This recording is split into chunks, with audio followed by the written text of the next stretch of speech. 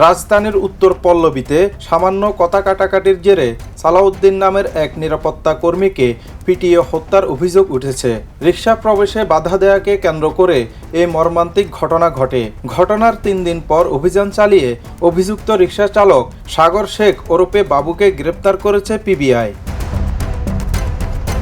গত 13 এপ্রিল দুপুর 1টা উত্তর পল্লবী আবাসিক এলাকার প্রবেশ পথে ডিউটিরত ছিলেন সিকিউরিটি গার্ড সালাউদ্দিন। সে সময় এক অজ্ঞাতনামা রিকশা চালক রিকশা নিয়ে ভেতরে প্রবেশের চেষ্টা করলে কর্তৃপক্ষের নিষেধাজ্ঞার কথা জানিয়ে বাধা দেন সালাউদ্দিন। এই তুচ্ছ ঘটনাকে কেন্দ্র করেই শুরু হয় তীব্র বাকবিতণ্ডা।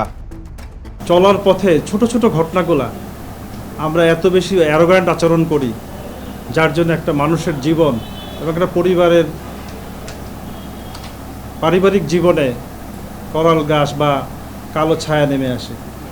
আরও বেশি সহনশীল হওয়া উচিত এবং গরমের কারণে বিভিন্ন কারণে আমাদের অনেক সময় দুপুরবেলা অনেক সময় মানুষের মন মেজাজ খারাপ থাকে, সেটাও আমাদের ধৈর্যের সাথে প্রত্যেকটা নাগরিকের উচিত হলে পারিপার্শ্বিক পরিস্থিতিগুলো ট্যাকেল করা উচিত, ধৈর্যের সাথে আচরণ করা উচিত, সহনশীল হওয়া উচিত।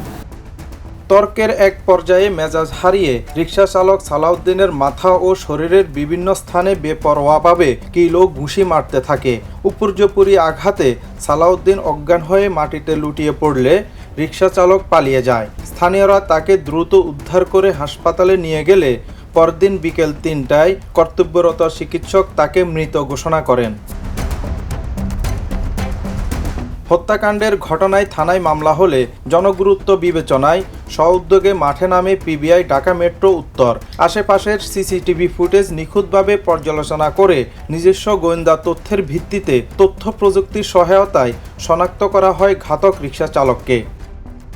আসামি সাগর, যাকে আমরা পরক্ষণে রাতের 2:30-এ আমরা তাকে গ্রেপ্তার করতে সক্ষম হই এবং তার ডিটেলস আমরা পরক্ষণেই পাই। আমাদের প্রেস রিলিজের ভিতরে তার ডিটেলস পরিচয়টা দেওয়া আছে। অবশেষে 16 এপ্রিল রাত 2টায় মিরপুর 11 নম্বর থেকে গ্রেপ্তার করা হয় অভিযুক্ত সাগর শেখ ওরফে বাবুকে। একই সাথে জব্দ করা হয় ঘটনায় ব্যবহৃত অটোরিকশাটিও। পিবিআই জানিয়েছে, প্রাথমিক জিজ্ঞাসাবাদ শেষে আসামিকে আদালতে সোপর্দ করা হলে সে 164 ধারায় নিজের অপরাধের কথা স্বীকার করে জবানবন্দি দিয়েছে। একটি সামান্য বাধা দেওয়াকে কেন্দ্র করে এমন নৃশংস হত্যাকাণ্ড এলাকায় শোক ও ক্ষোভের সৃষ্টি করেছে। ইসমাইল বাবু, দ্য নিউজ।